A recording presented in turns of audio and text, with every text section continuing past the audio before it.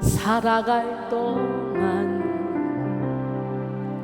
내 주님 가신 길 걸으며 내 주님을 찬양해.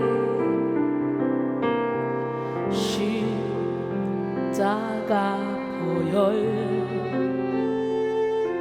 날 구한 그 사랑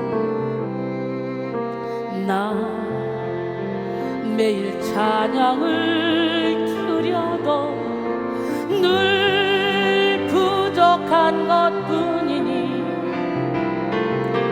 나 호흡 있는 동안에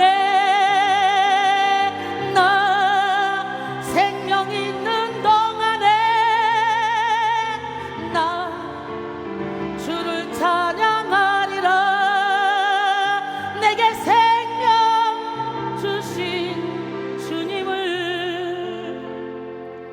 내 작은 손에 불 밝혀들고서 이 세상 다시 오시는 내 주님을 맞으리. 내 무거운 짐 다 벗겨주시고 그 아름다운 금면류관 날 위해 예비하시리. 나 호흡 있는 동안에 나 생명 있는 동안에 나 주를 찬양하리라. 내게 생명 주신 주님을 나 호흡 있는 동안에 나 생명 있는 동안에 나 주를 찬양하리라. 내게 생명 주신 주님을.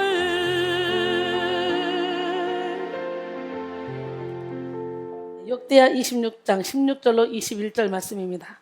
역대하 26장 16절로 21절 말씀 함께 보겠습니다. 그가 강성하여짐에 그의 마음이 교만하여 악을 행하여 그의 하나님 여호와께 범죄하되 곧 여호와의 성전에 들어가서 향단에 분향하려 한지라. 제사장 아사랴가 여호와의 용맹한 제사장 80명을 데리고 그의 뒤를 따라 들어가서 우시야 왕 곁에 서서 그에게 이르되 우시야여 여호와께 분향하는 일은 왕이 할 바가 아니요 오직 분향하기 위하여 구별함을 받은 아론의 자손 제사장들이 할 바니 성소에서 나가소서. 왕이 범죄하였으니 하나님 여호와께서 영광을 얻지 못하리이다. 우시야가 손으로 향로를 잡고 분향하려 하다가 화를 내니 그가 제사장에게 화를 낼 때에 여호와의 전 안 향단 제사장들 앞에서 그의 이마에 나병이 생긴지라. 대제사장 아사랴와 모든 제사장이 왕의 이마에 나병이 생겼음을 보고 성전에서 급히 쫓아내고 여호와께서 치심으로 왕도 속히 나가니라. 우시야 왕이 죽는 날까지 나병 환자가 되었고 나병 환자가 되매 여호와의 전에서 끊어져 별궁에 살았으므로 그의 아들 요담이 왕궁을 관리하며 백성을 다스렸더라. 오늘은 사탄의 진을 무너뜨리라. 5번째 시간 교만의 진을 무너뜨려라 라는 제목으로 은혜를 나누고 났는데요. 인간은 태어날 때부터 교만해서 육신의 옷을 벗을 때까지 교만하다는 거예요. 근데 교만한 것을 알면 너무 좋겠는데 본인이 교만한 것조차도 모르고 속아서 산다는 거죠. 그래서 오늘 따라합니다. 하나님이여 나를 살피사 내 마음을 아시며 나를 시험하사 내 뜻을 아옵소서. 내게 무슨 악한 행위가 있나 보시고 나를 영원한 길로 인도하소서. 시편 118편 6절로 7절 보면 하나님은 내 편이시라. 내게 두려움이 없나니 사람이 내게 어찌할꼬. 나와 함께하는 자와 함께하고 나를 미워하는 자를 내가 보는 앞서 보응해 주신다 그랬어요. 그러기에 내가 나를 지키려고 막 몸부림치다가 보면 교만해지는데 그럴 필요가 없어요. 하나님께 내 인생을 맡겨드리면 우리 하나님이 다 다 알아서 갚아주신 줄 믿습니다. 우리의 싸움은 혈과 육의 싸움이 아니에요. 고린도서 10장 3절 5절 우리가 육신으로 행하나 육신에 따라 싸우지 아니하노니 우리의 싸우는 무기는 육신에 속한 것이 아니요 오직 어떤 견고한 진도 무너뜨리는 하나님의 능력이라. 모든 이론을 무너뜨리며 하나님 아는 것을 대적하여 높아진 것을 다 무너뜨리고 모든 생각을 사로잡아 그리스도에게 복종하게 하니 견고한 진, 이것은 우리 내면에 요새처럼 견고하게 자리를 잡고 있어서 하나님을 대적하게 하고 그분의 뜻에 불순종하게 합니다. 그런데 우리 안에 하나님을 대적하는 견고한 진이 세워지는 결정적 이유가 뭐냐? 바로 교만입니다. 하나님의 생각보다 자신의 생각이 옳다고 여기는 교만은 견고한 진이 되어서 하나님의 뜻을 거스르게 합니다.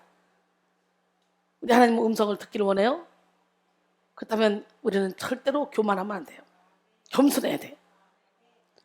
잠언 16장 18절로 19절 교만은 패망의 선봉이요 거만한 마음은 넘어짐의 앞잡이니라 그랬어요. 겸손한 자와 함께하여 마음을 낮추는 것이 교만한 자와 함께하여 탈취물을 나누는 것보다 낫다는 거예요. 교만은 히브리어로 우쭐대다, 자기를 높이다 라는 의미입니다. 또 헬라어로는 부풀다, 자고하다, 연막치다, 우쭐대다, 자랑스럽게 여기다 등의 의미로 사용되죠. 영어 성경에서 교만을 건방짐, 자만, 자고, 자랑 등으로 사용되며 우리말 번역에서는 대부분 교만으로 옮겨지고 있습니다. 국어사전에서 교만은 잘난 체하며 뽐내고 버릇이 없음, 거만 또는 젠체하고 뽐내며 방자함이라고 했는데요. 이 방자하다는 말의 뜻은 우리말 사전에서 보면은 주제넘다, 건방지다 등으로 설명하고 있습니다. 교만과 비슷한 단어인 거만은 잘난 체하며 남을 업신여기는 데가 있다라는 뜻인데요. 오만은 또 태도나 행동이 건방지거나 거만함 또는 그 태도나 행동을 의미합니다. 자만은 자신이나 자신과 관련 있는 것을 스스로 자랑하며 뽐냄을 의미하고요. 교만은 천사도 타락하게 만들어서 마귀가 되게 하는 것이죠. 마귀인 루시퍼를 생각해 보십시오. 원래 그는 하나님께서 만드신 천사 중에 가장 아름다운 천사였고 천사장이었어요. 그러나 그에게 교만이 틈타자 하나님을 반역하는 자가 됐죠. 에스겔 28장 15절로 17절 내가 지음을 받던 날로부터 내 모든 길에 완전하더니 마침내 내게서 불의가 드러났도다. 내 무역이 많음으로 내 가운데에 강포가 가득하여 내가 범죄하였도다. 너 지키는 그루바 그러므로 내가 너를 더럽게 여겨 하나님의 산에서 쫓아냈고 불타는 돌들 사이에서 멸하였도다. 내가 아름다움으로 마음이 교만하였으며 내가 영화로움으로 내 지혜를 더럽혔으며 내가 너를 땅에 던져 왕들 앞에 두어 그들의 구경거리가 되게 하였도다. 그랬어요. 오늘 이 시간에 여러분 하나님의 형상대로 지음받은 아담과 하와도 바로 이 악한 영의 유혹을 받아서 교만해졌잖아요. 자신들도 하나님처럼 될 수 있다는 그 착각에 빠져서 하나님이 먹지 말라는 선악과를 따먹고 하나님을 반역한 것입니다. 미혹을 받고 나니까 하나님처럼 될 거야 이거 먹으면. 그 미혹을 받고 딱 보니까 이게 웬일입니까? 부함직도 하고 먹음직도 하고 지혜롭게 할 만큼 탐스럽기도 한 나무예요. 그래서 그 나무 열매를 먹고 또 남편에게도 주잖아요. 그러니까 남편도 그걸 받아 먹어요. 창세기 3장 5절로 6절 보니까 아담과 하와의 범죄 이후에 인간의 교만은 하늘을 찌를 듯 높아졌습니다. 그래서 인간은 자신만의 바벨탑을 쌓아서 자신의 이름을 높이려고 했어요. 창세기 11장 4절에 또 말하되 자 성읍과 탑을 건설하여 그 탑 꼭대기를 하늘에 닿게 하여 우리 이름을 내고 온 지면에 흩어짐을 면하자 그랬어요. 오늘날의 사람들도 마찬가지입니다. 교만한 인간은 하나님을 경외하고 하나님의 사랑을 기억하기보다는 자신의 영광, 자신의 뜻, 자신의 만족을 위해서 높은 바벨탑을 쌓아가고 있습니다. 열심히 살고 최선을 다하여 산다고 하더라도 그것이 하나님을 위함이 아니라 자기 자신을 위한 것이라면 그것은 나도 모르는 사이에 쌓고 있는 바벨탑일 수 있어요. 우리는 우리의 이름을 내고 우리의 뜻을 성취하는 바벨탑을 수도 없이 쌓고 있으면서도 모를 때가 많습니다.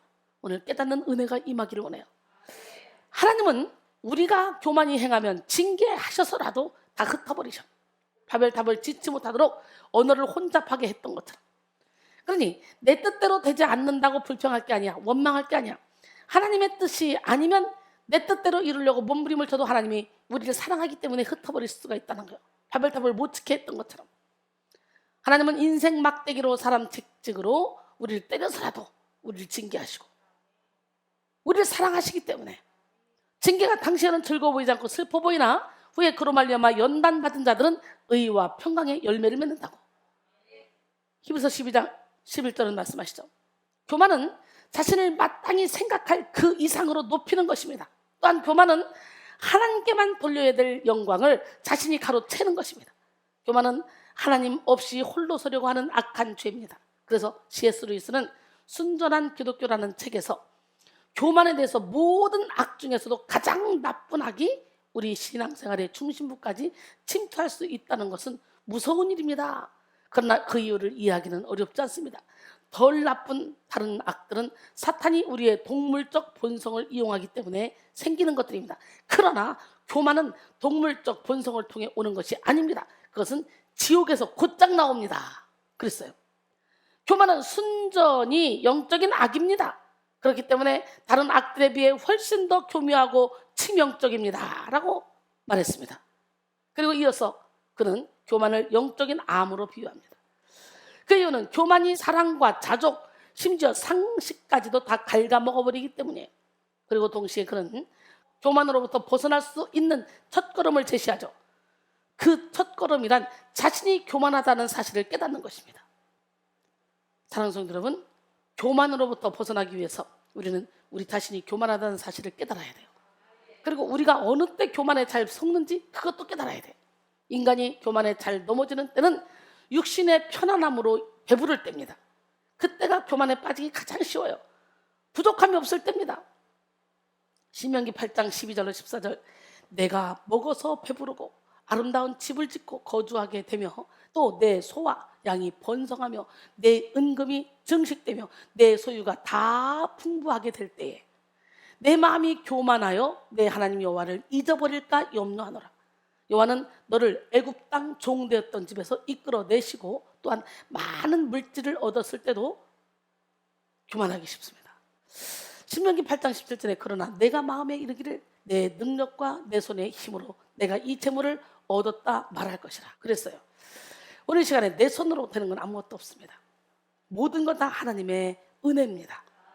모든 영광 하나님께 올려드리길 원합니다. 에스겔 28장 5절에 내 큰 지혜와 내 무역으로 재물을 더하고 그 재물로 말미암아 내 마음이 교만하였도다 그랬어요. 재물로 말미암아 마음이 교만한 사람 얼마나 많습니까?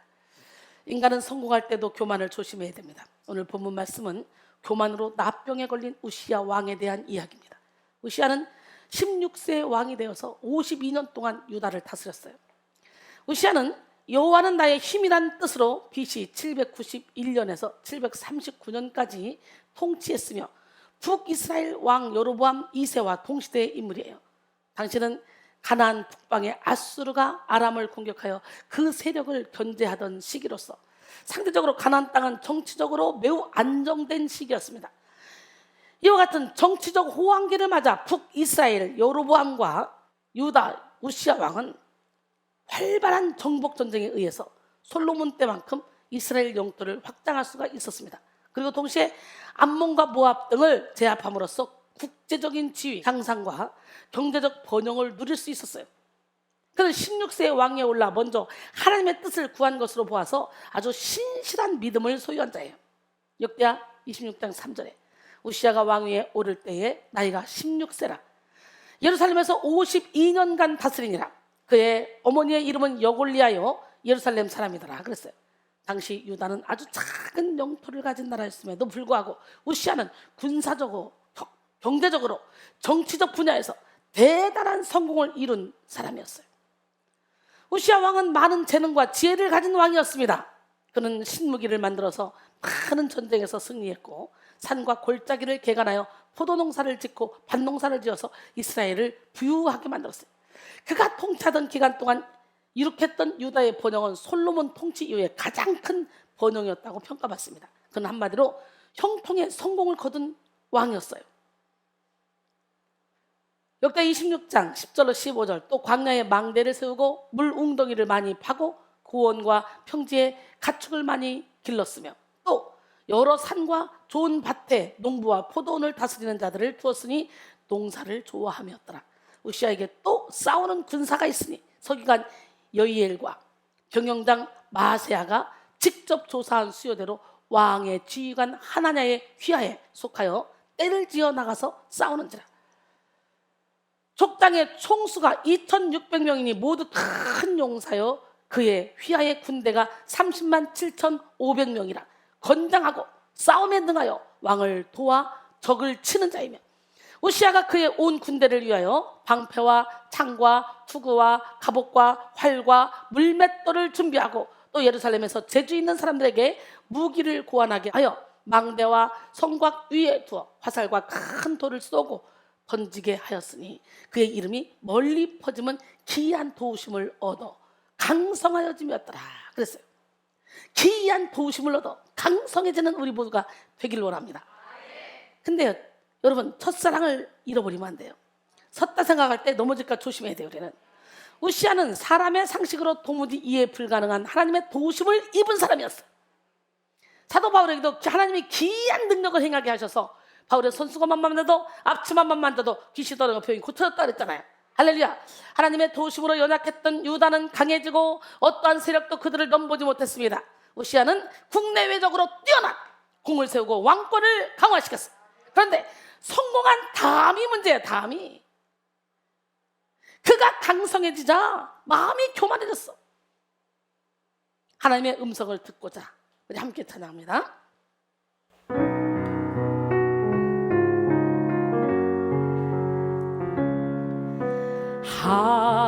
하나님의 음성을 듣고자 기도하면 귀를 기울이시고 내 기도를 들어주신다네. 깊은 웅덩이와 수렁에서 끌어주시고 나의 발을 반석 위에 세우시사 나를 튼튼히 하셨네. 새 노래로 부르자 랄랄라. 하나님께 올릴 찬송을 새 노래로 부르자. 하나님 사랑을 주를 의지하고 교만하지 않으며 거짓에 치우치지 아니하면 복이 있으리라. 여호와 나의 주는 크신 권능의 주라. 그의 크신 권능으로 우리들을 사랑하여 주시네. 새 노래로 부르자 랄랄라. 하나님께 올릴 찬송을 새 노래로 부르자. 하나님 사랑을 새 노래로 부르자 랄랄라. 하나님께 올릴 찬송을 새 노래로 부르자. 하나님 사랑을 주를 의지하고 뭐 하지 않으면 교만하지 않으면 거짓에 치우치지 아니하면 복이 있으리라.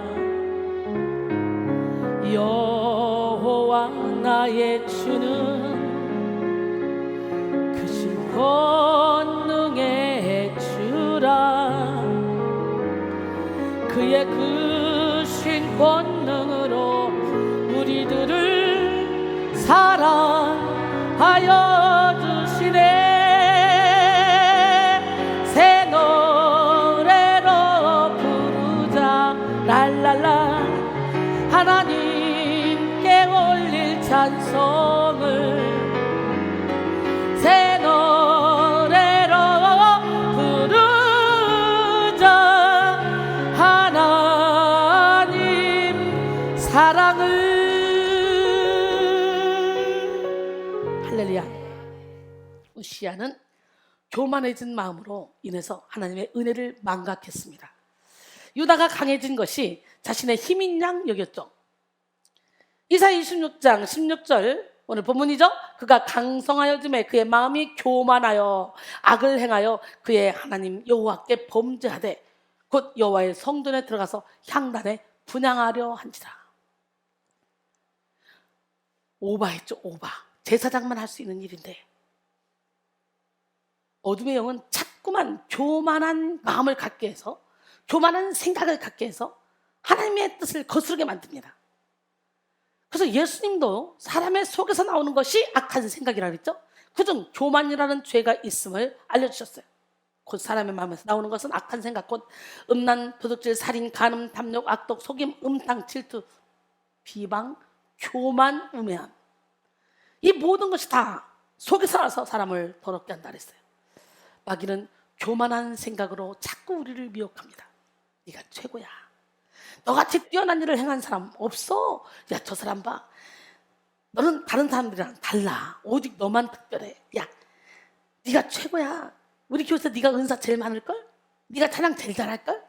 자꾸만 속삭입니다. 그래서 교만을 집어넣습니다. 그래서 은사가 많으면, 내가 뭔가 가진 게 많고 잘났으면 교만에서 헤어나오기가 쉽지가 않아요. 왜?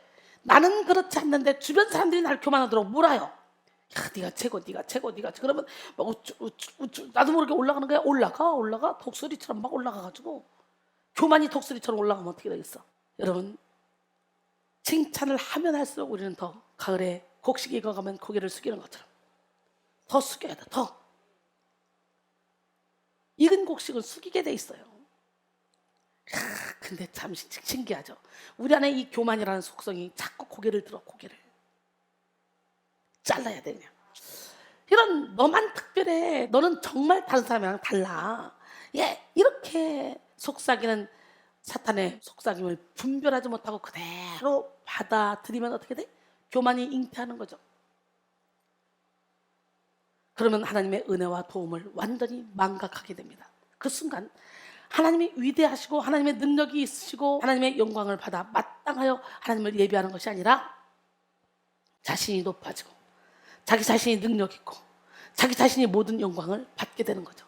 그러므로 하나님의 도우심을 받아 큰 일을 해냈음에도 교만하게 속으면 우시야 왕과 같이 교만해질 수 있습니다.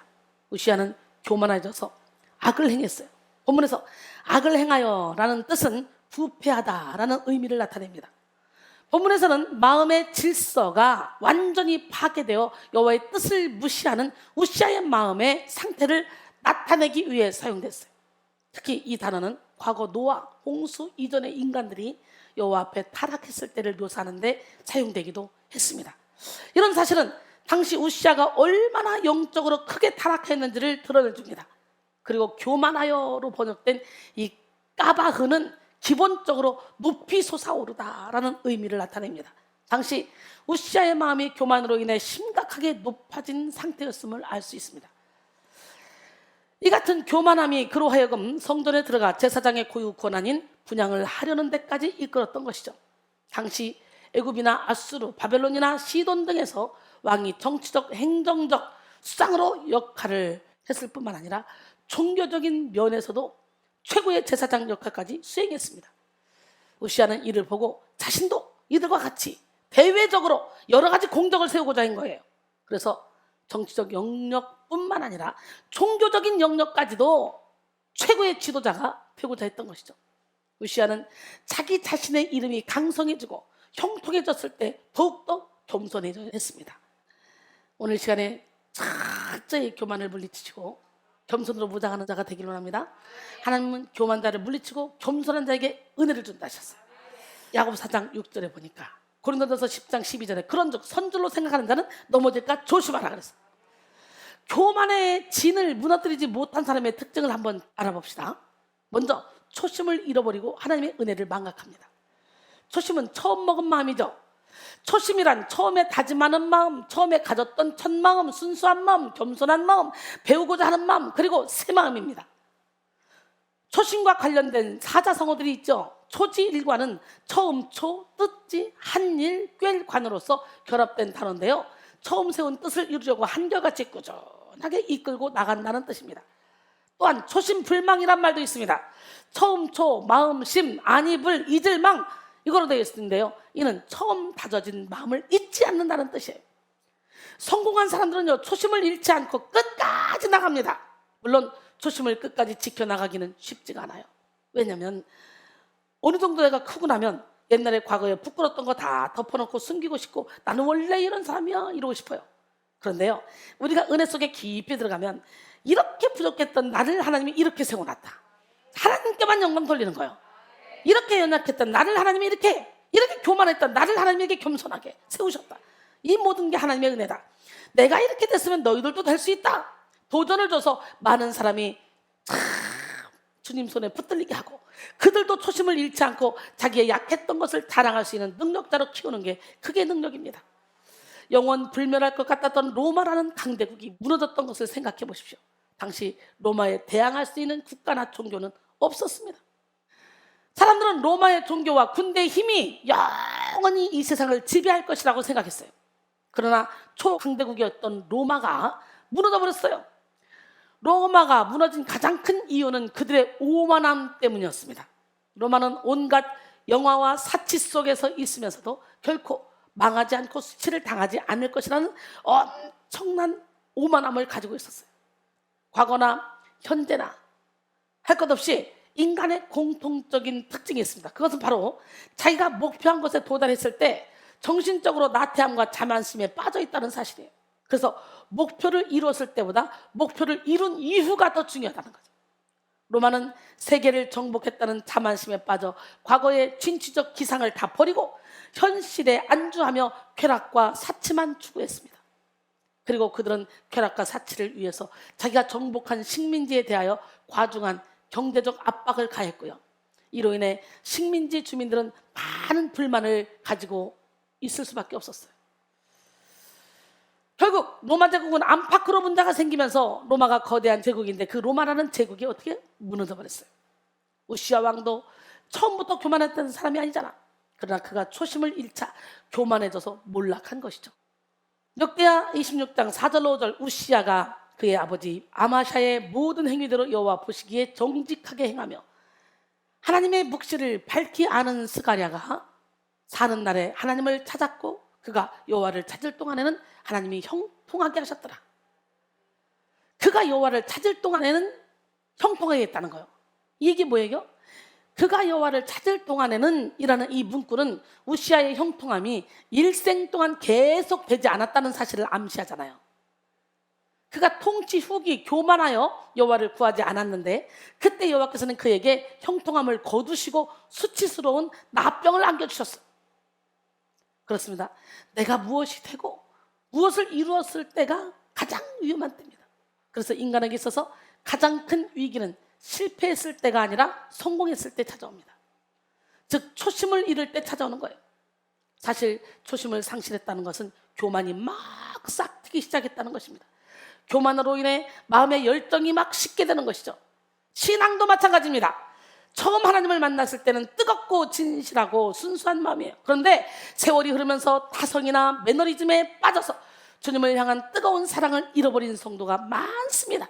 만약 여러분이 주님과의 이 첫사랑을 잃어버렸다면 처음 주님을 만나 뜨거웠던 감격을 회복해야 됩니다.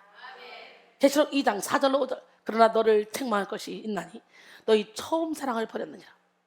그러므로 어디서 떨어졌는지를 생각하고 회개하여 처음 행위를 가지라. 만일 그리하지 아니하고 회개하지 아니하면 내가 내게 가서 내 촛대를 그 자리에서 옮기리라 그랬어요. 초심을 잃고 교만에 빠졌던 대표적인 성경 인물 중에 사울 왕이 있죠. 그가 처음에 왕으로 선출될 당시의 모습은 참으로 겸손했습니다. 사무엘상 9장 17절 그리고 21절에 보니까 사무엘이 사울을 볼 때 여호와께서 그에게 이르시되 보라 이는 내가 내게 말한 사람이니 이가 내 백성을 다스리라 하시니라. 21절에 보니까 사울이 대답하여 이르되 나는 이스라엘 지파에 미약하지 아니하니까 당신이 어찌하여 내게 이같이 말씀하시나이까. 사울은 하나님의 부르심 앞에 겸손함으로 응답하고 기름 부음을 받게 됐습니다. 이처럼 사울 왕의 시작은 참으로 아름다웠어요. 그러나 그는 이 아름다운 초심을 지키지 못하고 교만에 빠져서 하나님께 버림받게 되었습니다. 사무엘상 15장 11절에 내가 사울을 왕으로 세운 것을 후회하노니 그가 돌이켜서 나를 따르지 아니하며 내 명령을 행하지 아니하였음이니라 하신지라. 사무엘상 15장 23절에 보니까 왕이 여호와의 말씀을 버렸으므로 여호와께서도 왕을 버려 왕이 되지 못하게 하셨나이다. 여러분, 초심을 잃고 하나님의 영이 떠난 사울의 인생은 이때부터 계속해서 더 큰 악에 빠져서 악한 영에게 휘둘리게 되었고 결국 가장 비참한 최후를 맞이하게 됐죠. 그러므로 여러분, 우리는 결코 초심을 잃어버려서는 안 돼. 여러분 모두가 항상 두렵고 떨리는 마음으로 우리의 영혼을 지키며 늘 겸손함을 유지함으로 끝까지 하나님 앞에 존귀하게 쓰임받는 기적의 주인공들이 되길 원합니다. 기적의 하나님은 어제나 오늘나 영원토록 동일하십니다. 팡세의 저자인 프랑스의 파스칼은 본래 물리학자요 수학자요 철학자였습니다. 아주 이지적이고 까칠한 청년이었어요. 그런데 그가 예수를 만나서 구원의 감격을 느끼게 되는 거예요. 그는 그 감격을 평생 유지하기 위해서 메모지에 기록해서 호두면에 깊이 넣고 다녔습니다. 아브라함의 하나님, 이삭의 하나님, 야곱의 하나님, 나의 하나님, 이 확신, 이 감격, 이 기쁨, 이 평화. 그래서 그는 병약했지만 평생 행복하게 복음의 증인으로 살 수 있었다고 합니다. 여러분들도 날마다 겸손함으로 초심을 잃지 않는 지혜가 있기를 소원합니다. 그 다음에 하나님의 명령을 소홀히 여기고 자신의 뜻을 앞세웁니다. 초심을 잃어버리면 우시아는 오늘 제사장의 직분을 침범하는 죄를 범했어요. 오늘 본문 17절로 18절 제사장 아사랴가 여호와의 용맹한 제사장 80명을 데리고 그의 뒤를 따라 들어가서 우시아 왕 곁에 서서 제사장 아사랴도 대단하죠. 용맹한 자 80명을 데리고 들어갑니다. 그래서 우시아를 제지합니다. 우시아 왕 곁에 서서 그에게 이르되 우시아여 여호와께 분향하는 일은 왕이 할 바가 아니오 오직 분향하기 위하여 구별함을 받은 아론의 자손 제사장들이 할 바니 성소에서 나가소서. 왕이 범죄하였으니 하나님 여호와에게서 영광을 얻지 못하리이다. 우시아는 나라가 견고하게 되어 교만해지자 종교권까지 장악하려고 했어. 하지만 왕이 분향을 하는 것은 하나님이 금지한 행위였습니다. 여기서 구별함을 받은 이라는 단어는 다른 것과 철저히 구별됨으로써 신성함을 지켜야 함을 나타내는 용어입니다. 이 단어는 성소에서의 분향이 하나님에 의해 특별히 성별된 제사장의 고유 직무임을 강조하기 위해 사용됐어요. 성막과 성전에는 지성소와 성소가 있는데 성소에는 등대와 진설병상과 분향단이 있었습니다. 그 분향하는 일은 오직 제사장들에게만 부여한 일이었어요. 율법에서는 제사장이나 레위인 외에 그 누구도 성소에 들어가는 것을 금합니다. 심지어 분향하는 일은 레위인 가운데서도 특별히 구별된 제사장 외에는 결코 집행할 수가 없었어요. 하지만 우시아는 성소에 들어갔을 뿐만 아니라 분향까지 행하려고 했습니다. 그래서 아사랴 제사장은 우시아의 행동을 막았어요. 그러나 교만해진 우시아는 제사장의 말에 순종하지 않았습니다. 우시아는 결국 어떻게 됐어요? 범죄함으로 말미암아 하나님의 영광이 떠났어. 오늘 본문에서는 하나님의 영광이 떠났음을 여호와께 영광을 얻지 못하리이다 라고 말씀하고 있습니다. 사실 우시아는 많은 업적을 이루었고 당시 많은 왕들이 범하는 살인이나 음행의 죄를 진 것이 아니에요. 또한 백성을 착취한 것도 아니에요. 더구나 그가 분향했던 것도 우상에게 한 것이 아니라 하나님께 하려고 했던 거예요. 우리는 우시아에 대한 심판이 너무 가혹한 것이 아닌가 생각할 수도 있습니다. 그러나 우시아의 죄는 그 어떤 죄보다도 더 심각한 죄였습니다. 그의 죄는 무엇보다 거룩한 성전과 제사에 관한 율법을 무시함으로써 하나님의 말씀과 그분이 세우신 권위에 대한 도전이었기 때문이에요. 교만이 이렇게 무섭습니다. 구약시대 때 하나님은 높으시고 두려운 분이라 사람들은 그의 이름도 입에 담기 두려워했습니다. 그래서 여호와라는 이름을 부르지 못하고 주님을 의미하는 아도나이로 바꾸어 불렀어요. 이렇게 두려워했다고요. 우리는 하나님이 하실 일과 우리가 할 일을 구분하고 주의 종이 할 일과 우리가 할 일을 구분해야 돼. 하나님께 속한 일은 하나님께 다 맡겨드려야 돼. 신명기 29장 29절에 감추어진 일은 우리 하나님 여호와께 속하였거니와 나타난 일은 영원히 우리와 우리 자손에게 속하였나니 이는 우리에게 이 율법의 모든 말씀을 행하게 하심이니라 그랬어요. 베드로는 예수님의 수제자였고 적극적인 성품을 가진 사람이었으나 예수님보다 앞서는 말과 행동으로 책망받았습니다. 마태복음 16장 22절로 23절 베드로가 예수를 붙들고 항변하여 이르되 왜 항변했어? 내가 죽었다가 사흘 만에 다시 살아날 것이다 그랬더니 항변하는 거예요. 항변하여 이르되 주여 그리 마옵소서 이 일이 결코 주께 미치지 아니하리이다. 예수께서 돌이키시며 베드로에게 이르시되 사탄아 내뒤로 물러가라. 너는 나를 넘어지게 하는 자로다. 내가 하나님의 일을 생각하지 않고 도리어 사람의 일을 생각하는도다 그러셨어요. 베드로가 한 말은 고난을 당하고 목숨을 잃게 될 예수님이 안타까워서 강하게 한 말이겠죠? 그런 것처럼 보이지만 그 말은 하나님의 권한을 침범하는 것이었어요. 베드로는 예수님이 부활하신 후 다시 오셨을 때도 여전히 예수님보다 앞선 행동을 보였습니다. 요한복음 21장 21절로 22절 이에 베드로가 그를 보고 예수께 여짜오되 주님 이 사람은 어떻게 되겠사옵나이까? 예수께서 이르시되 내가 올 때까지 그를 머물게 하고자 할지라도 내게 무슨 상관이냐? 너는 나를 따르라 하시더라. 베드로는 자신의 권한 이상의 것에 대해서 관심을 가졌다가 예수님에게 네가 무슨 상관인데? 라는 책망을 듣죠. 로마서 12장 6절로 8절 우리에게 주신 은혜대로 받은 은사가 각각 다르니 혹 예언임은 믿음의 분수대로 혹 섬기는 일이면 섬기는 일로 혹 가르치는 자면 가르치는 일로 혹 위로하는 자면 위로하는 일로 구제하는 자는 성실함으로 다스리는 자는 부지런함으로 긍휼을 베푸는 자는 즐거움으로 할 것이니라 그랬어요. 할렐루야. 하나님 우리에게 각각 다른 은사를 주셨습니다. 우리는 모두 다르기에 각자의 위치에서 빛을 발해야 돼요. 그럴 때 더 아름답습니다. 그러나 교만한 마음을 가진 사람은 각기 다른 사람을 사랑과 인정으로 감싸지 못하고 하나님의 권한을 침범하여 함부로 판단과 정죄를 일삼을 때도 있습니다. 교회에서도 마찬가지예요. 이와 같은 잘못을 저지르는 사람들은 대개 우시아와 같이 하나님의 은혜를 받은 사람들이고 하나님의 도우심으로 특별한 업적을 이룩한 사람들이에요. 그들 모두는 자신들이 이룩한 업적으로 인해 자기도 모르게 교만해져서 자신이 지켜야 될 도리를 업신여기고 하나님의 질서를 파괴하는 일을 저지르기도 합니다. 그래서 자신들과 상관이 없는 영역에까지 침범해서 그것을 자신의 생각에 따라 움직이려고 합니다. 그러나 그것은 교회 안에 질서를 세우신 하나님의 권위와 그분의 말씀에 대한 도전입니다. 여러분이 교만하여 하나님의 권한을 구분할 줄 모른다면 마귀처럼 하나님의 권한을 자기 것으로 여기며 하나님의 뜻을 거스를 수 있다는 걸 깨달아야 돼요. 그러나 하나님을 경외하는 사람은 하나님의 권한을 침범하지 않습니다.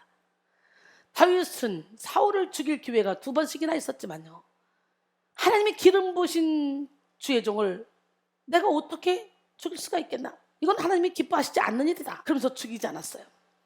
그것은 그가 하나님을 경외했고 그분의 권한을 침범하지 않으려는 지혜가 있었기 때문이에요. 사무엘상 24장 10절에 오늘 여호와께서 굴에서 왕을 내 손에 넘기신 것을 왕이 아셨을 것입니다. 어떤 사람이 나를 권하여 왕을 죽이라 하였으나 내가 왕을 아껴 말하기를 나는 내 손을 들어 내 주를 해야지 아니하리니 그는 여호와의 기름 부음을 받은 자이기 때문이라 하였나이다. 할렐루야. 사무엘상 26장 11절로 12절 내가 손을 들어 여호와의 기름 부음 받은 자를 치는 것을 여호와께서 금하시나니 너는 그의 머리 곁에 있는 창과 물병만 가지고 가자 하고 다윗이 사울의 머리 곁에서 창과 물병을 가지고 떠나가되 아무도 보거나 눈치채지 못하고 깨어있는 사람도 없었으니 이는 여호와께서 그들을 깊이 잠들게 하셨으므로 그들이 다 잠들어 있었기 때문이었더라. 그러므로 우리는 어떤 상황에서든지 항상 하나님께 우리의 모든 억울함도 다 맡기고 겸손과 온유함으로 무장하고 하나님이 명하시는 바를 지키며 그분이 세운 권위를 바르게 세워나가야 됩니다. 토니 에반스의 하나님 나라의 비전을 품고 사는 길이라는 책에는 이런 예화가 나옵니다. 어느 날 할아버지가 손녀에게 인형을 사줬어요. 그런데 그 인형은 며칠이 안 돼서 부서지고 말았어. 손녀가 인형을 가지고 놀 때 인형의 발을 잡고 바닥에 내동댕이 치면서 놀았기 때문이에요. 그런 모습을 바라보고 있던 할아버지가 손녀에게 그렇게 하면 안 돼. 그때 손녀는 이렇게 대답합니다. 할아버지, 이건 원래 제 거잖아요. 그러니까 자기 것이니까 자기 마음대로 해도 된다는 손녀의 주장이죠. 할아버지는 안타까웠습니다. 왜? 할아버지가 손녀에게 그 인형을 줄 때는 좋은 의도로 사용되기를 바라는 의미로 준 것이기 때문에 인형 속에는 할아버지의 선한 의도가 들어있고 인형은 그 의도 속에서 사용되어야만 합니다. 그런데 손녀는 자신이 갖고 있다는 이유만으로 마음대로 인형을 내동댕이 쳤던 거예요. 이 모습은 마치 우리의 모습 같지 않습니까? 하나님은 온 천지와 우주를 창조하셨어요. 그리고 그것을 우리에게 다스리라고 말씀하십니다. 하나님께서는 천지를 창조하실 때 하나님의 선한 의도, 거룩한 의도를 담으셨습니다. 그리고 우리에게 다스리라고 말씀하실 때 그 의도를 잘 깨닫고 하나님의 섭리에 맞게 다스리기를 원하셨습니다. 하지만 사람들은 마치 자신이 원래 소유했던 것처럼 주님 것을 내 것이라고 고집하며 창조주신 하나님의 권한을 침범하는 실수를 저질렀어요. 어때요? 우리는 우리의 몸도 우리 것이 아니에요. 주님 거예요. 주님의 피값으로 산 거예요. 그러니까 우리 몸으로 하나님께 영광을 돌려야 돼요. 아멘.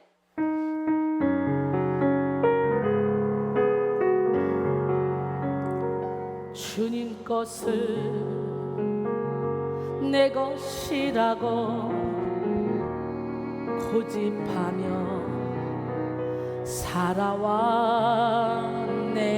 금은보화 자녀들까지 주님 것을 내 것이라. 아버지여, 철없는 종을 용서하여 주옵소서. 맡긴 사명, 맡긴 재물을 주를 위해 쓰렵니다.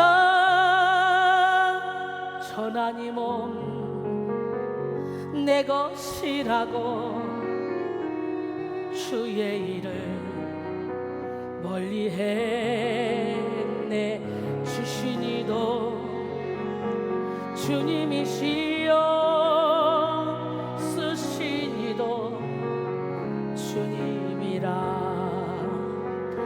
아버지여, 불충한 종을 용서하여 주옵소서.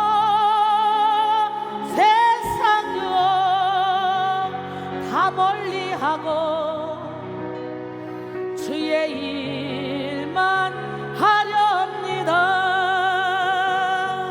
주님 사랑 받기만 하고 감사할 줄 몰랐었네. 주님 말씀 듣기만 하고 실행하지 아버지여, 연약한 종을 용서하여 주옵소서. 주님 명령 순종하면서 주를 위해 살렵니다. 주님 명령 순종하면서 주를 위해 살렵니다. 할렐루야. 이렇게 고백하면 예수님이 나를 오라 합니다. 예수 나를 오라 하네. 지금도 나를 오라 하시는 그 주님의 음성에 귀를 기울이시고 살아계신 주님의 품에 풍덩 안겨셔서 여러분 영혼이 자유를 얻는 시간이 되길 원합니다.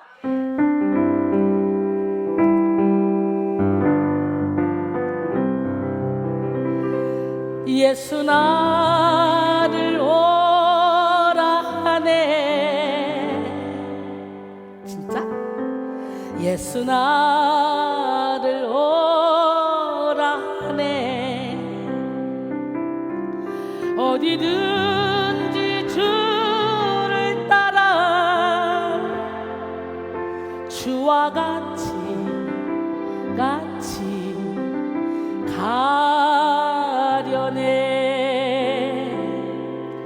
주의 인도하심 따라 주의 인도하심 따라 어디든지 주를 따라 주와 같이 가려네. 겟세마네 동산까지 주와 함께 가려 하네. 피땀 흘린 동산까지 주와 함께 가려네. 주의 인도하심 따라 주의 인도하심 따라 어디든지 주를 따라 주와 같이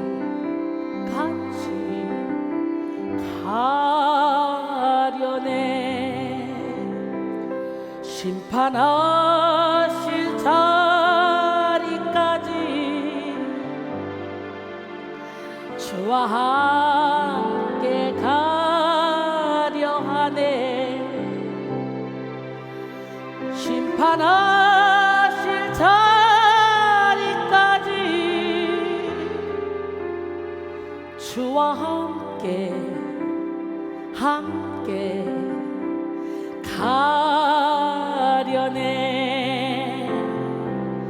주의 인도하심 따라 주의 인도하심 따라 어디든지 주를 따라 주와 같이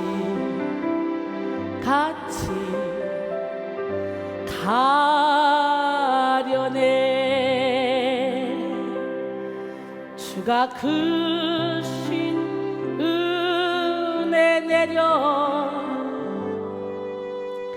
나를 항상 돌보시고 크신 영광 보여주며 나와 함께 가시네. 주의 인도하심 따라 주의 인도하심 따라 어디든지 주를 따라 주와 같이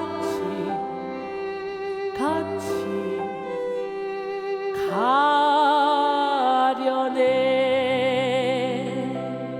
주와 같이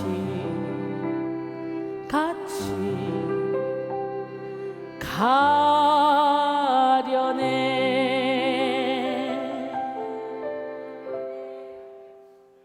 진짜 주와 함께 가기를 원합니까? 이 험한 세상 살아가는 동안에 주와 함께 가는 그 길에 장애가 너무도 많아요. 그렇기 때문에 철저히 내 생각을 버리고 예수님께 완전히 믿어야만 그 길을 따라갈 수가 있어요.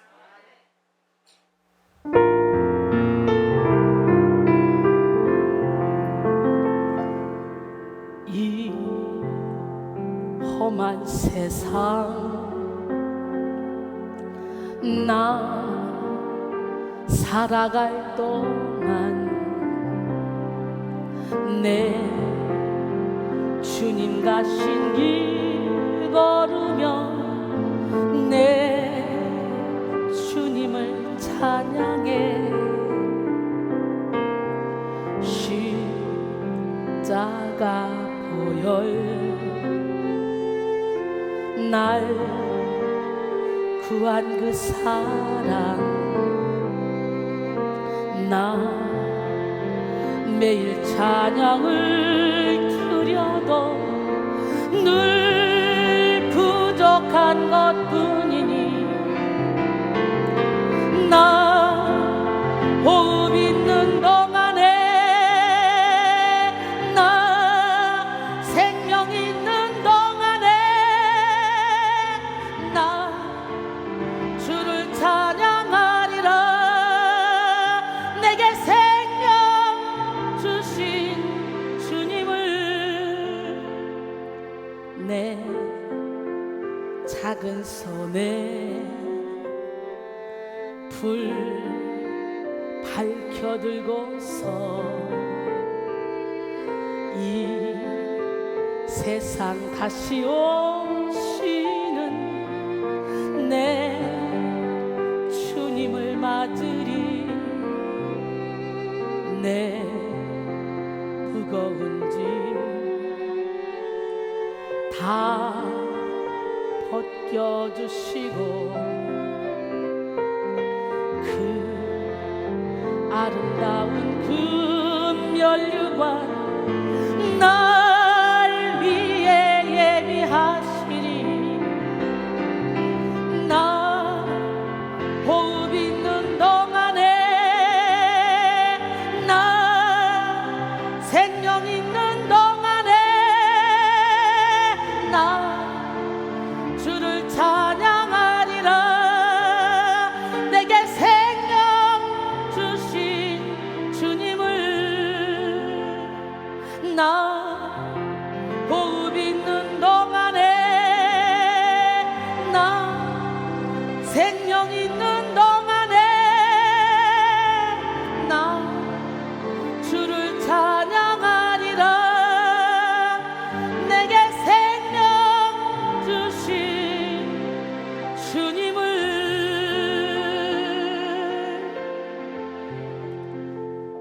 이 고백이 저의 고백이거든요. 근데요 이렇게 살았더니 날마다 내 입술에 나 행복하다 난 평안하다 나 기쁘다 나보다 더 행복한 사람이 있으면 나와봐 하며 평화의 노래를 부르고 있더라고. 오늘 이 시간에 여러분 주께는 하루가 천년 같고 천년이 하루 같다 있기에 오늘 성령의 불을 강권적으로 받아서 평화의 노래를 부를 수 있는 기적의 주인공이 되기를 소원합니다. 할렐루야.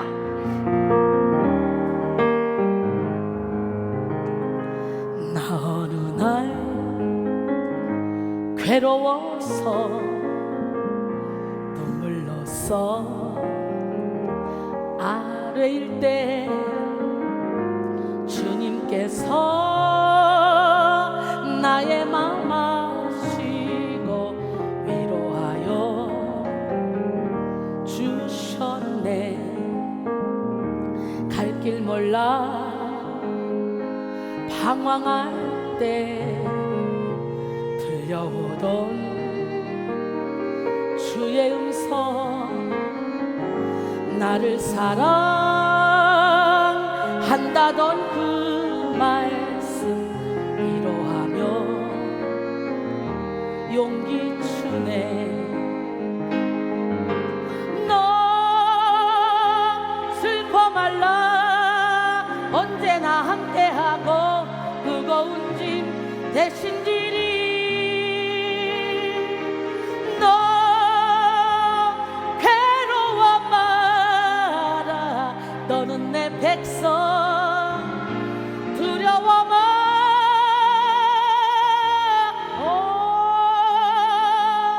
나의 주 평화의 주 내 피곤한 마음 쉼을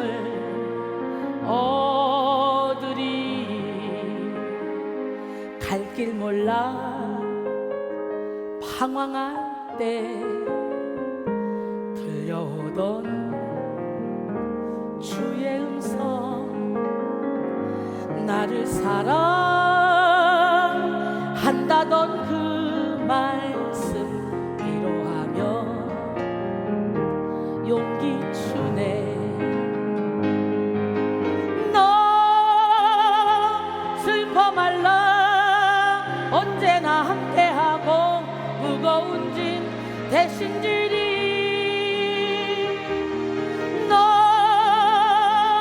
괴로워 마라 너는 내 백성 두려워 마. 오 나의 주 평화의 주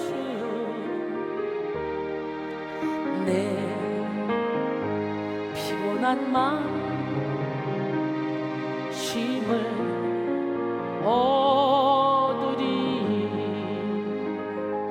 내 병든 이 몸 바로 지금 고침을 받으리. 아멘. 여러분, 우리는 새로운 피조물입니다. 이전 것은 지나갔으니 보라 새 것이 되었습니다. 피조물은 창조주의 명령에 따라 살아야 되겠죠? 이 시간 모든 교만함을 버리고 겸손으로 무장하는 우리 모두가 되기를 바랍니다.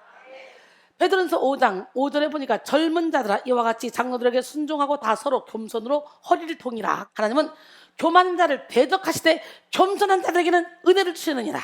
할렐루야. 그 다음에 회개할 수 있는 기회를 저버리고 멸망의 길로 갑니다. 인간은 누구나 실수를 하죠.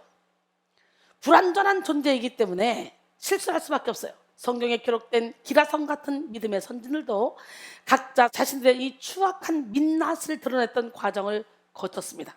각기 모양과 종류는 다르지만 확실한 건 하나님과 동행하다가 하나님이 데려가신 에녹을 제외하고는 그 누구도 실수의 역사를 기록하지 않고 그의 인생을 마무리한 사람은 없다는 것입니다. 때로는 성경에 드러난 이런 인간의 연약한 모습이 우리에게 위로가 됩니다. 우리 인생에도 생각하고 싶지 않은 많은 결정적인 실수와 잘못된 역사가 존재하잖아요. 그러나 중요한 것은요, 우리가 그런 실수와 죄로부터 돌이키느냐 돌이키지 않느냐, 이게 중요한 거예요. 다윗은 정말 부끄러운 실수를 했죠. 그런데도 불구하고 회개하고 돌이키니까 우리 주님이 다윗의 계보에 딱 태어나시잖아요. 하나님은 우리가 돌이키면 너 그렇게 용서해 주시는 분이야. 이사야 55장 7절로 9절, 악인은 그 길을, 불의한 자는 그 생각을 버리고 여호와께로 돌아오라. 그러면 그가 긍휼히 여기시리라. 우리 하나님께로 돌아오라. 그가 너 그렇게 용서하시리라. 이는 내 생각이 너희 생각과 다르며 내 길은 너희 길과 다름이니라. 여호와의 말씀이니라. 이는 하늘이 땅보다 높음 같이 내 길은 너희 길보다 높으며 내 생각은 너희 생각보다 높음이니라 그랬어요. 그러나 교만한 사람은요, 이 같은 기회조차도 잡지 않아요. 오늘 본문의 우시아도 마찬가지였어요. 오늘 본문 역대하 26장 19절로 21절 보니까 우시아가 손으로 향로를 잡고 분향하려 하다가 화를 내니, 80명을 데리고 가서 하지 말라고 말리면 안 해야 될 거 아니에요. 화를 내버렸네.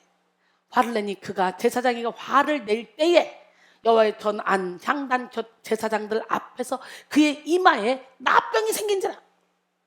대제사장 아사랴와 모든 제사장이 왕의 이마에 나병이 생겼음을 보고 성전에서 급히 쫓아내고 여호와께서 치심으로 왕도 속히 나가니라.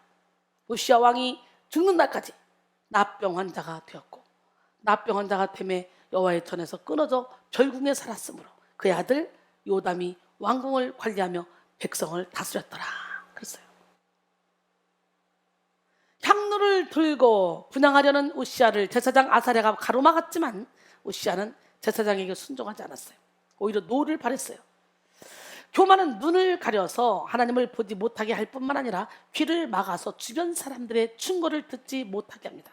그러므로 브레이크가 고장난 자동차와 같이 죽음의 질주를 하게 되는 거죠. 분명 하지 말라고, 하면 안 된다고 말했지만 끝내 하잖아요. 오히려 화를 내잖아요. 본문에서 노를 바랬다라는 것은 물이 부글부글 끓어오르거나 폭풍이 막 일어나거나 숨을 거칠게 몰아쉬는 모습을 나타낸 단어입니다. 이는 우시아의 분노가 얼마나 컸었는지를 짐작할 수 있어요. 내가 왕인데. 그는 마지막으로 돌이켜 회개할 수 있는 기회를 얻었지만 회개는커녕 도리어 정면으로 도전한 것입니다. 사도행전 5장에 보면 아나니아와 삽비라가 나와요. 아나니아는 회개할 기회도 얻지 못하고 이게 다냐? 네. 네가 어찌하여 네 속에서 사단이 가득하여 속이냐? 그러면서 네가 사람 앞에 거짓말한 것이 아니라 하나님께 거짓말했다. 그 말을 했는데 즉시 죽어요. 한참 후에 아내가 들어왔을 때 이게 다냐? 그래도 아내에게는 기회를 줬어. 이게 다냐? 그때 회개하고 딱 무릎 꿇었어야 돼. 눈치도 없이 단대요. 그러다가 그대로 죽잖아요. 교만은 이렇게 우리의 눈과 귀를 닫게 하고 마음을 닫아버려서 때로는 아닌 줄 알면서도 그 길을 달려가게 만들어요. 우시아가 자신을 책망하는 아사랴 제사장에게 노를 바라자 여호와의 심판으로 그에게는 나병이 발했죠. 이스라엘에서 나병은 하나님의 저주로 여겨졌으며 이 병이 발한 자는 사람들과 격리되어 죽어지 밖에서 혼자 살아야만 했습니다. 결국 제사장들은 우시아의 이마에 나병이 발하자 즉각적으로 그를 여호와의 전에서 쫓아냈잖아요. 우시아 또한 이를 감당하지 못하고 성전으로부터 쏜사같이 도망칠 수밖에 없었어요. 제사장 아사랴가 책망했을 때 순종하여 분향하지 않고 순순히 성전 밖으로 나왔더라면 나병에 걸리지 않았을 건데 하나님의 말씀을 경홀히 여김으로 그는 하나님의 징계로 남은 평생을 나병 환자로 살아야만 했습니다. 뿐만 아니라 그는 나병이 걸린 후 왕궁에서 백성을 통치하지도 못하고 별궁에 격리되어서 살아야만 했어요. 그렇습니다. 주님은 죄인으로 살아갈 수밖에 없는 우리를 불쌍히 여기셔서 회개할 기회를 주십니다. 기회는 오직 한 번만 대문을 두드린다는 영국 속담이 있어요. 우리는 기회가 주어질 때 빨리 그 기회를 잡아야 됩니다. 그 지혜로운 자는 그 기회를 놓치지 않고 회개하며 새 사람이 됩니다. 그러나 어리석은 사람은 그 기회를 저버리고 망하게 되죠. 한국교회 초기에 유명한 부흥사로 알려진 이성복 목사의 이야기입니다. 그가 만주에서 말씀을 전하고 있을 때에 어느 교회 장로님이 아편 장사를 해서 돈을 많이 버는 것을 봤어요. 이성복 목사는 아편 장사하는 자에게 교회 장로가 그런 방법으로 돈을 벌면 안 돼요. 빨리 손을 떼세요 라고 고면했습니다. 그 장로님이 이렇게 말했어요. 아들이 하나 있는데 그놈 대학 졸업 때까지만 이 장사를 하고 그만두겠습니다. 몇 년 후에 다시 그를 만났어요. 그런데 장로의 아들이 대학을 이미 졸업했는데도 여전히 아편 장사를 하고 있는 거야. 이성복 목사는 왜 아직도 그 일을 계속합니까? 라고 했더니 그 장로는 한미천 잡고 그만두겠습니다 라고 했어요. 얼마 후에 또다시 만나게 되었습니다. 그랬더니 그 장로가 통곡을 하면서 그 외아들을 위해 기도해달라는 거예요. 알고 보니 그 장로의 아들은 아편 중독자가 되었고 죄를 지어 일본 헌병대에 끌려가 고문을 받고 완전히 폐인이 됐다는 거예요. 하나님은 이와 같이 주의 종의 입술을 통해서 혹은 주변 사람들의 입술을 통해서 충고하시기도 합니다. 하나님이 사람을 통해 우리에게 말씀하실 때 우리는 그 말을 흘려듣는 것이 아니라 마음에 새겨서 우리 자신을 돌아봐야 돼요. 하나님은 당나귀의 입을 통해서도 말씀하시는 분이에요. 완전한 사람, 완벽한 사람은 없습니다. 우리는 하나씩 하나씩 고쳐나가며 주님을 더욱더 닮아가야 돼요. 그러기 위해서 귀를 기울여야 되겠죠. 하나님은 많은 사람들에게 죄에서 떠나 돌이킬 기회를 주십니다. 그러나 문제는요, 그 기회를 아주 가볍게 여기고 자기 욕심을 버리지 않아서 결국 망하게 된다는 거죠. 히브리서 12장 16절로 17절 보니까 음행하는 자와 혹 한 그릇 음식을 위하여 장자의 명분을 판 에서와 같이 망령된 자가 없도록 살피라. 너희가 아는 바와 같이 그가 그 후에 축복을 이어받으려고 눈물을 흘리며 구하되 버림받되어 회개할 기회를 얻지 못하였느니라 그랬어요. 오늘 본문의 우시아도 회개할 기회를 놓친 어리석은 사람이었어요. 여러분, 회개할 기회를 놓치면 안 돼요. 우리는 1분 후에, 2분 후에, 1시간 후에, 내일 어떤 일이 벌어질지 아무도 몰라. 그래서 죽음의 축복을 달라고 기도해야 돼. 만남의 축복을 달라고 기도해야 돼. 좋은 만남을 갖고 행복하게 살다가 죽을 때 잠자는 것처럼 자다가 가야 돼. 우시아가 기회를 놓친 것은 교만 때문이었어요. 로마서 2장 5절에 다만 내 고집과 회개하지 아니한 마음을 따라 진노의 날 곧 하나님의 의로우신 심판이 나타나는 그날에 이 말 진노를 내게 쌓는도다. 그랬어요. 회개하지 않는 마음은 고집스러운 마음이에요. 이런 고집은 하나님의 진노를 가져옵니다. 하나님은 우리 죄의 경중을 따지시는 분이 아니에요. 우리가 어떤 큰 죄를 범했든지 그 죄 문제를 가지고 하나님 앞에 나오기를 원하십니다. 이 시간 긍휼이 풍성하신 하나님 앞에 모든 완고한 마음을 내려놓고 참된 회개의 영이 여러분의 심령 가운데 임하기를 원합니다. 잠언 28장 13절에 자기의 죄를 숨기는 자는 형통하지 못하나 죄를 자복하고 버리는 자는 불쌍히 여김을 받으리라 그랬어요. 우리는 우시아를 통해 하나님의 은혜를 받으면 받을수록 겸손해야 한다는 사실을 깨달아야 됩니다. 그렇다면 우리가 교만의 진을 무너뜨리기 위해서는 어떻게 해야 될까요? 먼저 처음 베풀어 주신 하나님의 은혜를 기억해야 돼요. 마음이 교만해진 사람은요, 하나님의 은혜를 잊고 본인 스스로를 높이게 됩니다. 신명기 8장 14절로 17절, 내 마음이 교만하여 내 하나님 여호와를 잊어버릴까 염려하노라.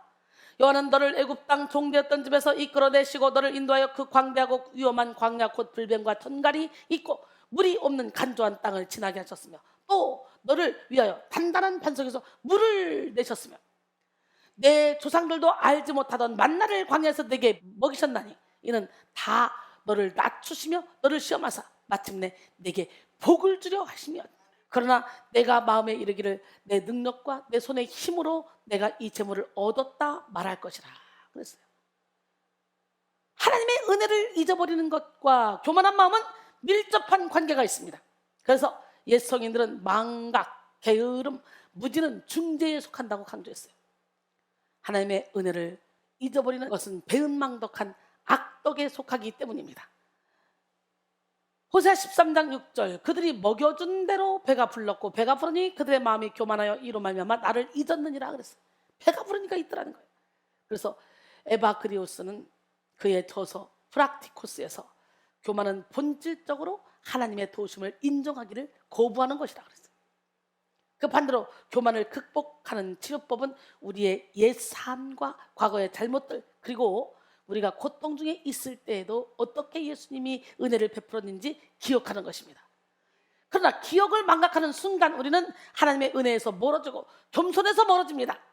원망과 불평이 생기기 시작하죠. 광야에서의 이스라엘 백성들과 같이 만나와 메추라기, 구름기둥, 불기둥으로 하나님이 쫙 인도해 주시고 먹이시고 그리고 보호해 주셨는데 그 하나님의 은혜를 잊어버리게 되는 거예요. 요한복음 14장 1절로 3절 온 회중이 소리를 높여 부르짖으며 백성이 밤새도록 통곡하였더라. 이스라엘 자손이 다 모세와 아론을 원망하며 온 회중이 그들에게 이르되 우리가 애굽 땅에서 죽었거나 이 광야에서 죽었으면 좋았을 것을 어찌하여 여호와가 우리를 그 땅으로 인도하여 칼에 쓰러지게 하려 하는가? 우리 처자가 사로잡히니 애굽으로 돌아가는 것이 낫지 아니하랴? 그리고 돌을 들어서 가자 하는 여호수아 갈렙을 치려고 그래요. 여러분 10명의 정탐꾼의 말을 듣고 지금 이렇게 이스라엘 백성들이 막 탄식을 하는 거예요. 그리스도인은 삶의 문제가 없는 사람이 아니라 삶의 문제를 은혜로 바꾸는 사람이야. 하나님의 은혜는 언제나 오늘날 영원토록 동일하게 우리의 삶에 임하기 때문에 우리 삶에 있는 모든 문제는 은혜가 될 수도 있고 고난 또한 은혜가 될 수 있습니다. 고난을 유익으로 바꾸신 주님, 우리가 진정으로 교만의 진을 무너뜨리기 위해서는요 하나님의 은혜를 항상 기억해야 합니다. 나의 문제에 쏟았던 에너지를 하나님을 의지하고 하나님의 말씀에 순종하는 에너지로 옮겨야 합니다. 두려운 만큼 기도하고 예배드리며 흔들리는 만큼 하나님을 의지할 때 하나님께서는 우리에게 더욱더 큰 은혜를 부어주십니다. 우리는 하나님의 은혜 없이는 한순간도 살아갈 수 없는 연약한 존재라는 것을 잊지 말아야 됩니다. 시편 127편 1절에 여호와께서 집을 세우지 아니하시면 세운 자의 수고가 헛되며 여호와께서 성을 지키지 아니하시면 파수꾼에 깨어있음이 헛되도다 그랬어요. 둘째, 하나님의 권위를 인정하고 자신이 행한 교만을 인정해야 됩니다. 어떤 문제를 해결하기 위해서는 문제가 있다는 것을 인정해야 그 문제가 해결되는 거지. 문제가 있는데도 문제가 있는 걸 모르는 사람이 의외로 엄청 많습니다. 영혼이 곤고한데도 영혼이 곤고한 줄 모르는 사람, 교만한데도 교만한 줄 모르는 사람, 이간질하면서도 이간질하는 줄 모르는 사람, 욕심을 부리면서도 자기는 욕심을 부린다는 것을 인정하지 않는 사람, 이기적이면서도 자기는 이기적이 아니다, 이타적이다라고 하는 사람 정말 많습니다. 알면 고쳐지는데요 모르면 고쳐지기가 힘들어요. 그러면 자기는 자기를 모르지만 남들이 볼 때 그렇다 그러면 누군가가 얘기를 해주면 상처를 받을 것이 아니라 기도해야 돼. 하나님, 내 모습 속에 그런 모습이 있다면 고쳐주시옵소서. 할렐루야. 교만의 문제도 마찬가지입니다. 몸에 좋은 약은 입에 쓰고 충어는 귀에 거슬립니다. 그러나 좋은 말 봐요. 좋은 말은 막 달달하죠. 근데 쓴 것이 몸에 좋은 거야. 약이 되는 거야. 누군가 나의 교만을 지적해 준다면 당장은 인정하기 어려워도 쓴 약을 삼키듯 받아들여야 교만의 문제가 해결될 수 있습니다. 내가 나를 알면 얼마나 좋겠어? 그래서 나를 알아가는 과정이 영성 훈련이야. 영적 전쟁을 통해 가시옷을 하나씩 벗으면서 나를 알아가야 돼. 나를 찾아가야 돼. 기독교 강요를 쓴 종교개혁자 존 칼빈은 사람은 먼저 하나님의 얼굴을 묵상하고 그 묵상 후에 낮아져서 자신을 면밀하게 살필 때까지는 진실한 자신에 대한 지식에 도달하지 못한다라고 했어요. 내가 어떤 사람인지 알기 위해서는요, 십자가의 은혜로 더 가까이 가야 되는 거예요. 그럴 때 자신의 실체를 깨닫게 되고 주님의 은혜를 구하는 자가 되는 거예요. 로마서 5장 13절에 죄가 율법 있기 전에도 세상에 있었으나 율법이 없었을 때는 죄를 죄로 여기지 아니하느니라 그랬어요. 사도 바울은 하나님의 빛을 통해 자신의 죄악된 실체를 깨닫게 되었습니다. 로마서 7장 9절에 전에 율법을 깨닫지 못했을 때는 내가 살았더니 계명의 이름에 죄는 살아나고 난 죽었다. 그때부터 자기 안에 두 가지 법이 싸우는 것을 보죠. 그래서 21절로 24절, 그러므로 내가 한 법을 깨달았느니 곧 선을 행하기 원하는 나에게 악이 함께 있는 것이로다. 내 속사람으로는 하나님의 법을 즐거워하되 내 지체 속에서 한 다른 법이 내 마음의 법과 싸워 내 지체 속에 있는 죄의 법으로 나를 사로잡는 것을 보는도다. 오라, 나는 곤고한 사람이로다. 이 사망의 몸에서 누가 나를 건져내랴 그랬어요. 우리는 겉과 속이 같은 사람이 돼야 돼. 그래서는 계속 내 안에 죄와 싸워야 돼. 사도 바울은 계속 싸우면서 나중에는 자신에 대해서 철저히 절망하지. 그리고 하나님께 소망을 두죠. 겉과 속이 같은 사람이 됩시다.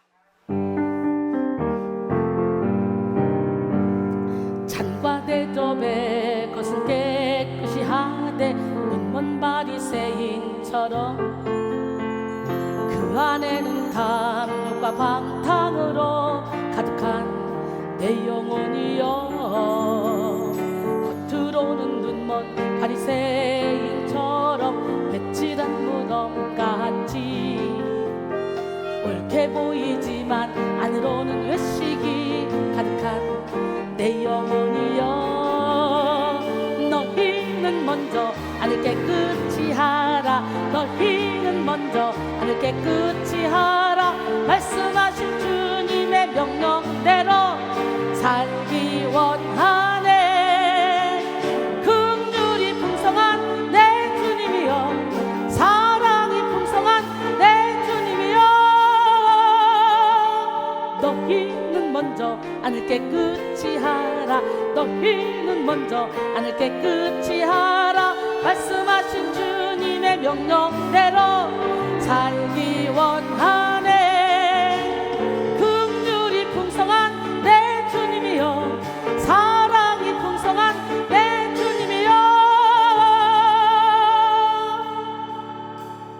내 안에 거하여 주인이 되어 예수답게 하옵소서. 내 안에 거하여 깨끗게 하사 열매 맺게 하옵소서.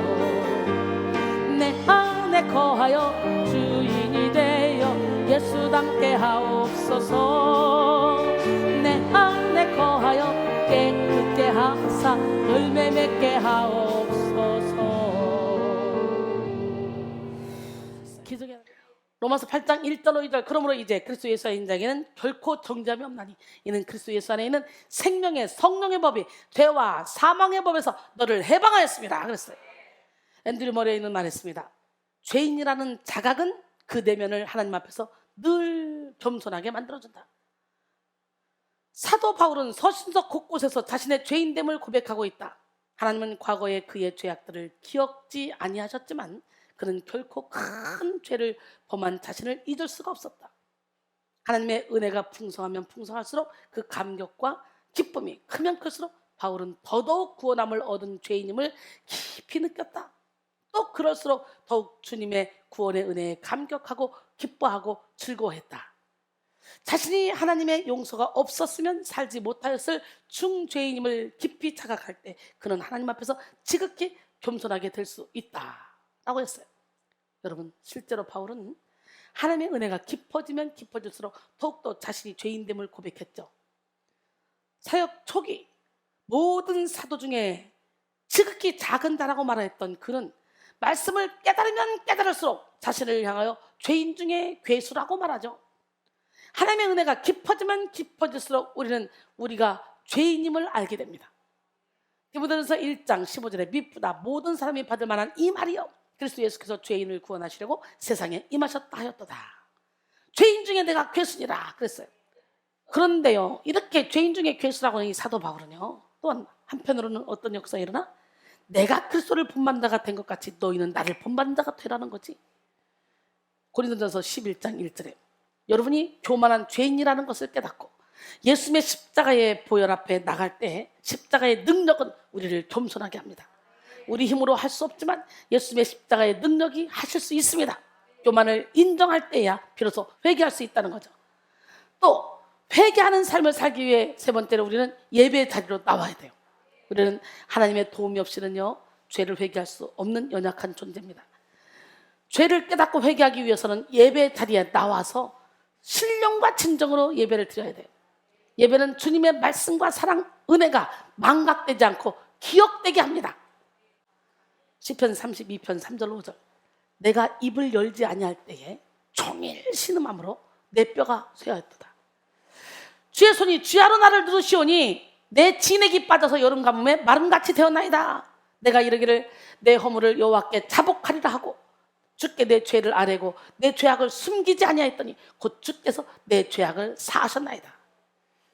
다윗은 밧세바와 간음하고 이 사실을 숨기기 위해 밧세바의 남편이자 충신인 우리아를 간접 살인했죠. 이런 끔찍한 죄악을 저질러 놓고도 회개하지 않았어요.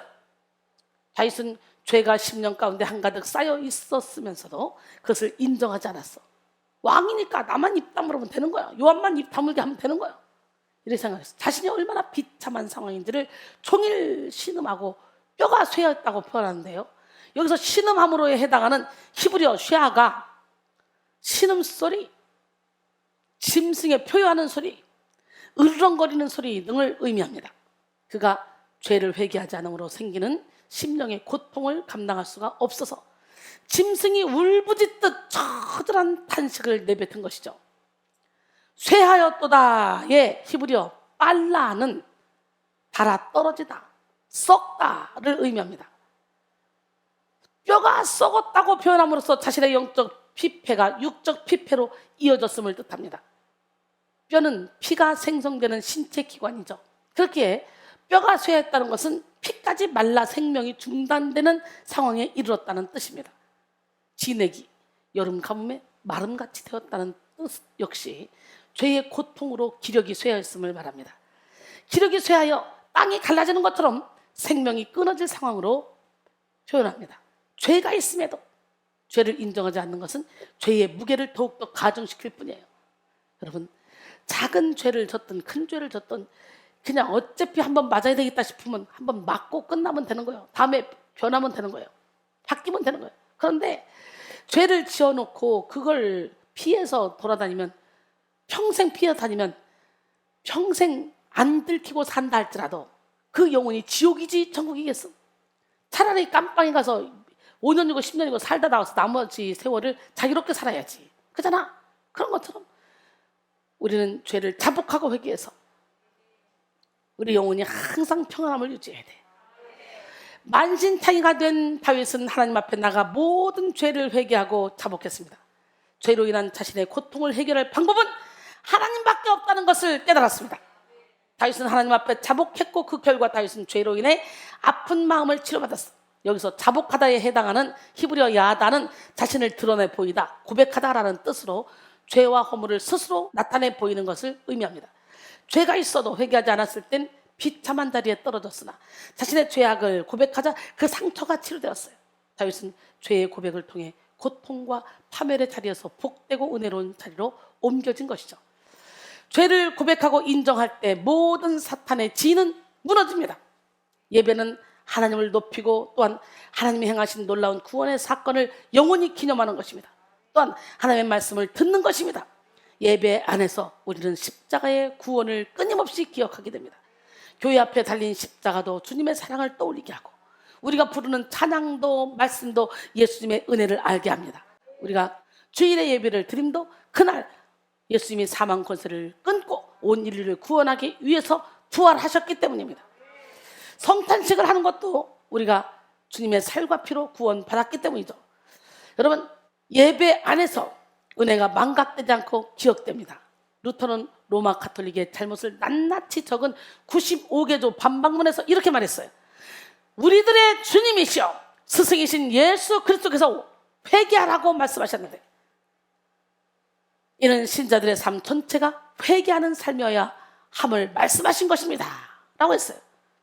중세 가톨릭 교회는 회개하라는 예수님의 말씀을 고해성사하라, 고의적으로 오역을 했습니다. 뒤어 루터는 논제 2에서 회개하라는 이 말씀이 고해성사, 즉 사제에 의해 집도되는 고백과 속죄로서 이해해서는 안 된다 라고 주장했습니다. 종교개혁의 첫 걸음이었던 95개조 반박문 첫 글을 회개로 시작한 거예요.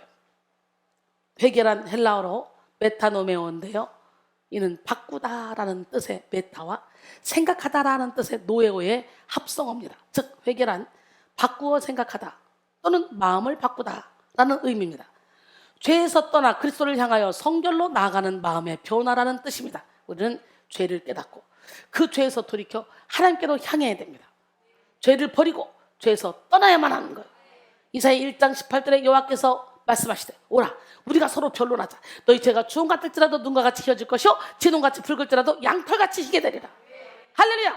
시편 51편 17절 하나님께서 구하시는 제사는 상한 심령이라. 하나님이여 상하고 통회하는 마음을 주께서 멸시하지 아니하시리다 그랬어요.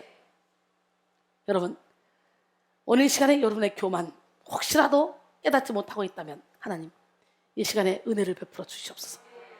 교만을 한 길로 왔다 일곱 길로 떠나가게 도와주시고 겸손으로 무장하게 도와주시옵소서. 그래야 주님의 뜻을 이루길 원합니다. 할렐루야. 하나님은 주홍 같은 우리의 죄를 능히 눈과 같이 희어지게 하시는 분입니다. 진실한 통의 자복을 통해서만 우리의 죄가 해결받을 수 있습니다. 우리가 참으로 회개한다면 하나님은 이를 업신여기거나 하찮게 여기지 않아요. 다윗이 회개의 기도를 하나님께 드렸을 때 하나님은 그것을 무시하지 않으셨어요. 기쁘게 받으시고 죄를 사해 주셨습니다. 하나님은 우리의 회개를 원하시고 우리의 죄를 용서해 주시고 그리고 우리에게 마음껏 상급을 베풀어 주시기를 원하시는 좋으신 분입니다. 그러기에 우리는 어떤 상황 가운데서도 하나님 앞에 나와야 돼요. 예배 자리에 나와 하나님께 회개할 때 하나님은 우리의 교만의 진을 다 무너뜨려 주십니다. 우리는 예배 자리에 나오기에 힘써야 돼요. 오늘 한 번의 예배를 통해 교만이 확 무너지는 순간 하나님이 여러분을 겸손케 하시고 그 자리에 은혜와 진리로 말씀으로 가득 채워주셔서 이 땅에서 천국을 누리게 할 줄 믿습니다. 하나님이 거하시는 성전에 있으므로 항상 주님의 임재 안에 거해야 돼요. 믿음의 사람들과 함께 모여 믿음을 굳건하게 하고 죄와 싸워야 합니다. 은혜가 망각되면 죄악이 우리를 장악하고 또 다시 육에 속한 사람으로 전락하게 될 수 있습니다. 역대 27장 6절에 요담이 그의 하나님 여호와 앞에서 바른 길을 걸었으므로 점점 강화해졌더라 그랬어요. 오늘 본문 내용 이후에 우시아의 아들 요담은 아버지 우시아의 행적을 본받아서 하나님 보시기에 정직한 삶을 살았습니다. 요담은 아버지의 잘못된 부분은 본받지 않고 하나님 앞에서 올바른 삶의 자세를 가져서 자신을 세워나갔어요. 이런 요담의 삶을 통해 하나님은 더욱더 강해지는 삶을 살게 하셨어요. 하나님의 은혜를 인정하고 그분의 도우심을 구할 때 우리 또한 내면의 견고한 진을 무너뜨릴 수 있습니다. 사랑하는 성도 여러분, 하나님의 은혜를 기억하고 교만하지 않기 위해 날마다 예배드리고 기도하고 감사하는 삶을 살아갑시다. 날마다 십자가 앞에 서므로 우리가 얼마나 죄인인지 깨닫고 동시에 하나님의 은혜와 사랑이 얼마나 큰지 깨달아서 그 사랑으로 충만해져서 죄로부터 완전히 자유하기를 소원합니다. 날마다 예배하며 교만을 무너뜨리고 겸손으로 무장하여 승리하는 우리 모두가 되기를 소원합니다. 결론적으로 오늘 우리는 사탄의 진을 무너뜨려라, 5번째 시간 교만의 진을 무너뜨려라 라는 제목으로 함께 은혜를 나눴어요. 견고한 진은 우리 내면에 요새처럼 견고하게 자리를 잡고 있어 하나님을 대적하게 하고 그분의 뜻에 불순종하게 합니다. 그런데 우리 안에 하나님을 대적하는 견고한 진이 세워지는 결정적 이유는 바로 교만 때문입니다. 하나님의 생각보다 자신의 생각이 옳다고 여기는 교만은 견고한 진이 되어 하나님의 뜻을 거스르게 합니다. 교만의 진을 무너뜨리지 못한 사람의 특징이 있죠. 초심을 잃어버리고 하나님의 은혜를 망각하고 하나님의 명령을 소홀히 여기고 자신의 뜻을 앞세웁니다. 또 회개할 수 있는 기회를 저버리고 멸망의 길로 달려갑니다. 그렇다면 우리가 교만의 진을 무너뜨리기 위해서 어떻게 해야 될까? 처음 베풀어 주신 하나님의 은혜를 기억해야 되고 하나님의 권위를 인정하고 자신이 행한 교만을 인정해야 돼. 그럼 회개해야 돼.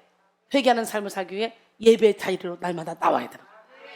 여러분도 모르게 쌓아두었던 교만의 강력한 진을 무너뜨리고 겸손한 자가 되어 하나님께 귀하게 쓰임받는 기적의 주인공들이 되기를 주님의 이름으로 축원합니다. 성령의 열매는 오직 사랑이라 화평 인내 자비 양선 충성 온유 절제, 이 열매를 다 맺을 수 있도록 이 세상 어디를 가든지 어디서 무엇을 하든지 나는 주만 찬양하겠습니다. 함께 찬양합니다. 이 세상 어디 가든지 어디서 무엇하든지 나는 주와 함께 동행하리. 능력의 주께서 나를 사랑의 주께서 너를 인도하여 축복하시리. 오 능력의 주님, 오 사랑의 주님, 이 세상 어디 가든지 어디서 무엇하든지 나는 주와 항상 동행하리.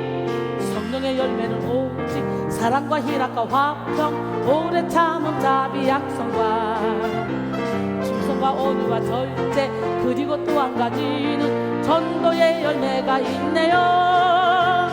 오 능력의 주님, 오 사랑의 주님, 이 열매 맺을 때까지 능력의 은혜 주시며 주님 뜻대로 인도하옵소서. 성령의 열매는 오직 사랑과 희락과 화평 오래 참음 자비 약성과 충성과 온유와 절제, 그리고 또 한 가지는 전도의 열매가 있네요. 오 능력의 주님, 오 사랑의 주님, 이 열매 맺을 때까지 능력의 은혜 주시며 주님 뜻대로 인도하옵소서.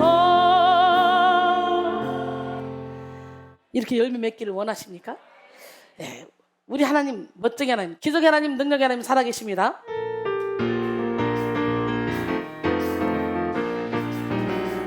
내 영이 주를 찬양합니다. 내 영이 주를 찬양합니다. 내 영이 주를 찬양합니다. 내 영이 주를 찬양합니다. 기뻐하라 나의 영혼아, 감사하라 손을 들고 성축하라, 주를 향해 외치라. 기뻐하라 나의 영혼아, 감사하라 손을 들고 성축하라. 나의 영혼아, 내 영이 주를 찬양합니다. 내 영이 주를 찬양합니다. 내 영이 주를 찬양합니다. 내 영이 주를 찬양합니다. 기뻐하라 나의 영혼아, 감사하라 손을 들고 성축하라. 주를 향해 외치라. 기뻐하라 나의 영혼아, 감사하라 손을 들고 성축하라. 나의 영혼아 영깨라. 내 영이 주를 찬양합니다. 내 영이 주를 찬양합니다. 내 영이 주를